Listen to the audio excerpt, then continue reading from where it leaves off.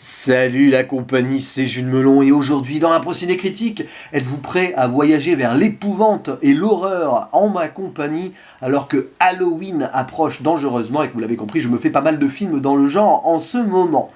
Aujourd'hui, on va causer d'un long métrage espagnol sorti en 1987 et réalisé par Bigas Luna, Angoisse ou Angustia en VO, une production ibérique mais avec deux acteurs principaux anglophones. D'un côté Zelda Rubinstein, qu'on avait pu apprécier dans la saga Poltergeist ou moi personnellement dans un épisode des Contes de la Crypte, et à ses côtés le fils joué par Michael Lerner. Alors il faut savoir en préambule qu'à un moment dans la vidéo, et ça risque d'être très rapide, je vais spoiler. Voilà, vous voyez dans la description déjà le timecode, et je ferai ça, hein, de toute façon, comme d'habitude, je préciserai, parce qu'il y a un twist majeur dans l'histoire qui intervient dans la version que j'ai vue au bout de 30 minutes, mais apparemment dans d'autres versions, c'est annoncé en introduction. Voilà, donc je préfère quand même annoncer ça en spoiler selon sur laquelle vous tombez.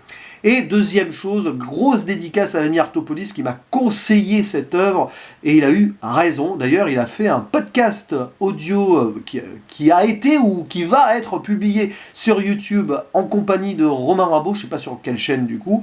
Alors je dis a été ou va être, parce que quand je fais cette vidéo, eh ben, j'ai quelques autres films d'avance qui vont popper, donc je la posterai plus tard, et peut-être qu'entre-temps, le podcast aura été mis en ligne. C'est la surprise, mais ça permettra une belle mise en parallèle afin de faire découvrir cette œuvre à certaines personnes. Et donc, quelle est l'histoire de cette angoisse? Ben, c'est celle d'un fils, alors un fils qui a déjà la trentaine, quarantaine même, je pense, qui est ophtalmo myope, alors déjà c'est drôle, c'est peut-être pour ça que j'ai mis des lunettes d'ailleurs, non c'est parce que c'est le matin que je suis un peu fatigué, qui vit avec une mère très possessive, qui le brime un peu, et ce pauvre homme il n'est pas bien dans sa peau, que ce soit dans la maison familiale ou même au travail, où ses patients ne sont pas très respectueux avec lui. On voit par exemple ces mésaventures qu'il a avec une dame à qui il met des lentilles, mais elle supporte pas, machin, et sa mère le sent que son fils n'est pas bien, mais elle ne se rend pas compte que c'est à cause d'elle, hein, voilà. Elle le possède tellement qu'elle va l'hypnotiser afin qu'il se venge de toutes ces personnes qui ne sont pas sympas avec lui, qui le répriment et tout. Et du coup, elle va le pousser au meurtre, tuer tous les gens qui le détestent, mais en plus leur ôter les yeux. Voilà. Donc déjà, on a ce côté... Voilà, c'est partie de ces films d'horreur où je grince des dents quand on touche aux yeux. Il y a quelque chose de fort là-dessus. Et ça, je pense que c'est aussi un certain fantasme horrifique qui existe depuis le chien andalou de Luis Buñuel, pardon, en plus c'est un espagnol, où on voit...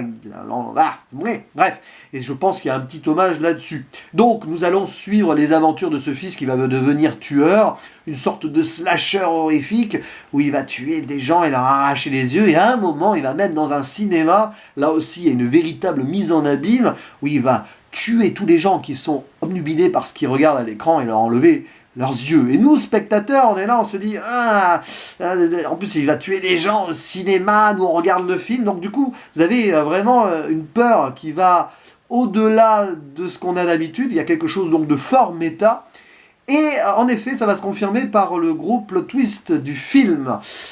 Déjà avant de révéler le twist et d'aller plus loin, j'ai adoré cette œuvre. Et là, j'enlève mes lunettes pour le dire, parce que c'est face à face comme ça. C'est un gros coup de cœur horrifique, ce genre de long métrage d'épouvante. C'est exactement ce que j'aime. Ça joue sur la psychologie ultimement, et donc je vais expliquer pourquoi dans les spoilers. C'est vraiment, vraiment glauque, malaisant et flippant.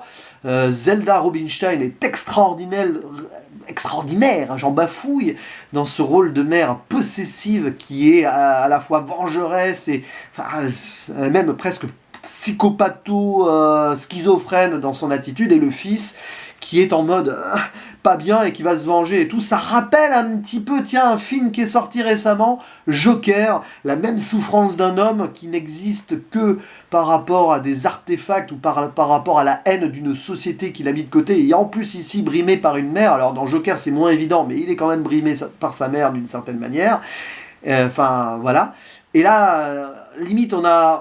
par contre, oui, le film joue moins sur l'attachement du personnage principal quand même.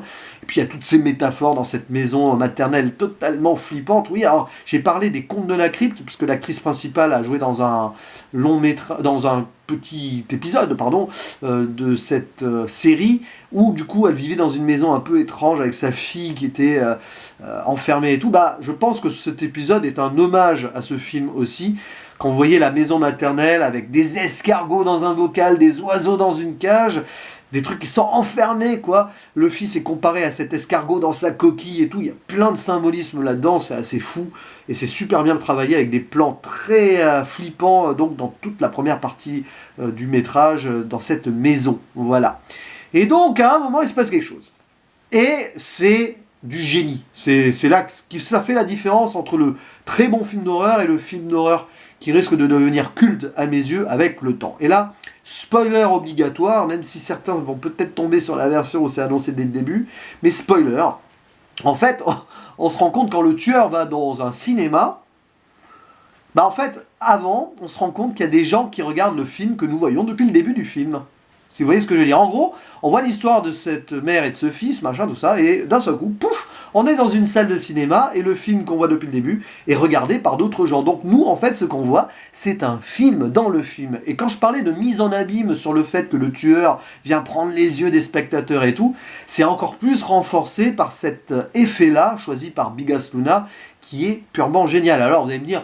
ouais, c'est pas nouveau et tout, d'accord, mais là, 1987, et j'ai pensé directement à pas mal d'œuvres comme ça, notamment une, Réalité de Quentin Dupieux, bah, c'est à peu près le même genre ici, et ça marche tellement bien dans ce côté fantastico, étrange, horrifique, parce que là, ça te montre la peur, toi, derrière ton écran. Limite, tu es hypnotisé par la mer, comme certains spectateurs le sont en regardant le film. Et puis, en plus, on voit donc tout ça à travers le spectre d'une jeune spectatrice qui est totalement flippée, qui va pas bien. On voit d'autres spectateurs qui sont un peu en malaise et tout, mais une en particulier qui est totalement prise par l'œuvre, et avec sa copine à côté qui essaye de la rassurer, mais c'est pas gagné, quoi. Et ouais, alors évidemment, je pense que les plus sensibles des spectateurs de ce film, donc dans notre réalité à nous, ont pu peut-être être un petit peu choqués et flippés par cette œuvre, mais voilà un film d'horreur qui va vraiment fonctionner, qui va atteindre ton subconscient grâce à ces différents niveaux de réalité ou des différents niveaux de lecture. Et moi je trouve ça vraiment brillant, d'autant plus que c'est super bien fichu. Plus on avance dans le film et plus on va avoir un montage parallèle entre le film dans le film et le film qu'on regarde. Limite, à un moment, tu te retrouves, toi, dans ta réalité, regardez, imagine, vous voyez ce film au cinéma, ceux qui ont vu ce film au cinéma, je suis sûr qu'il y en a qui ont été perturbés en se demandant, mais ça va peut-être pas arriver chez nous, ça, parce que donc, le tueur du film va dans un cinéma, et en plus, dans la réalité où il y a le film projeté, vous voyez, c'est compliqué, et ben il y a un autre tueur qui vient dans le cinéma prendre en otage des gens et tout, parce que ce monsieur a vu plusieurs fois le film qu'on voit et qui s'appelle donc, dans la réalité que l'on regarde, The Mummy, pas confondre avec le film de Xavier Dolan évidemment, et en fait ce monsieur a tellement vu le film qu'il a été perturbé par le film et il s'est donc approprié le personnage principal et vient commettre une vraie tuerie parce que, en gros, appelé par la mère du film qu'il a pris pour la sienne. Peut-être que lui, il avait déjà des problèmes avec sa mère dans la réalité, machin, tout ça. Enfin, vous voyez, c'est pas facile à suivre, mais si vous voyez le film, vous comprendrez. Et là aussi, ça me rappelle Joker, parce qu'il y a eu une polémique récemment aux États-Unis. Ah ouais, mais les gens pourraient s'identifier au personnage principal et faire des conneries et aller tuer des gens. Et ben là, c'est ce qu'il y a, voilà, le personnage donc de la réalité que l'on regarde et dans laquelle le film qu'on voit depuis le début est projeté, bah, il s'est identifié au personnage et va commettre des meurtres. Et donc là, c'est du génie après, parce que comme je le disais, montage parallèle, il y a des moments où on ne sait plus dans quelle dimension on est. Est-ce qu'on est dans la réalité ou dans le film enfin, non. Est-ce qu'on est dans notre film à nous, dans le film du film qu'on regarde? Vous voyez?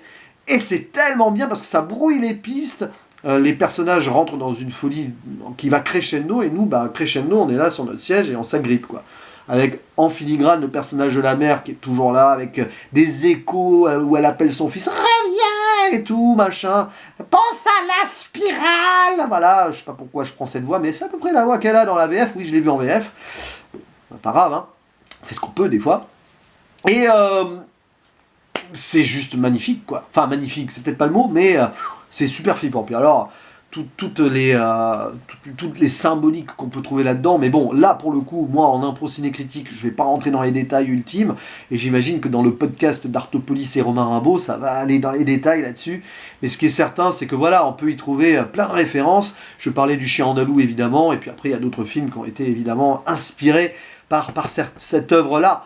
J'ai pas regardé sur Wikipédia et tout, mais d'ailleurs je vais pas regarder, mais ce qui est sûr c'est que c'est assez violent, quoi. Et puis oui, alors, je vais finir là-dessus, le personnage de la mère, qui a toute une ambiguïté, qui est dans un mode bipolaire, schizophrénie totale aussi, parce que elle possède son fils, elle l'envoie se venger en tuant des gens, en leur arrachant les yeux, tout ça avec un scalpel, comme ça, et à la fin, vers la fin, elle demande à son fils de revenir et tout. Vous voyez, on voit que la folie que le personnage principal, donc le fils A, vient de sa mère, quoi, qui l'a brimé toute sa vie, puis tout c'est symbolique à un moment quand il décide de ne pas rentrer, de continuer. Non, je ne rentrerai pas, personne ne sortira de ce cinéma.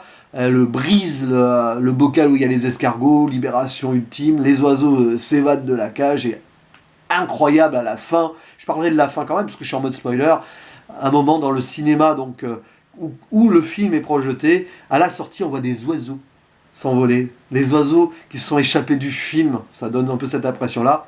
Et puis comme à la fin il y a une prise en otage donc du tueur de celui qui est allé au cinéma, tout ça, bon bref, il y a aussi une véritable mise en parallèle totale où la spectatrice effrayée a l'impression que le tueur du film lui balance son scalpel dans l'œil, et en fait c'est une illusion, mais elle est là, elle ressent vraiment la souffrance.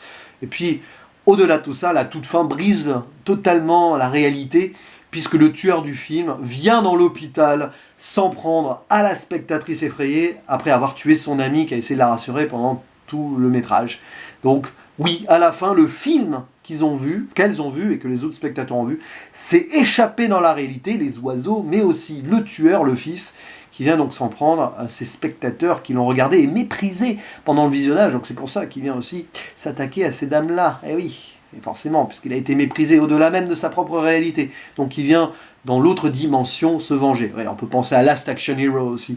Enfin voilà, tous ces films-là qui ont été en mode méta avec film dans le film, je pense que cette œuvre est l'une des, on va dire, l'un des longs métrages avant-gardistes du genre, même s'il y en a eu auparavant, évidemment. Bref, je vous conseille, bon maintenant, si vous êtes là, vous l'avez vu, parce que à moins que vous soyez totalement maso et que vous aimiez qu'on vous spoile les films avant de les voir, mais bon, cette angoisse, en tout cas, est un grand film d'épouvante, et je suis super content de l'avoir découvert. Bref, je vous dis à la prochaine pour d'autres vidéos. Ciao.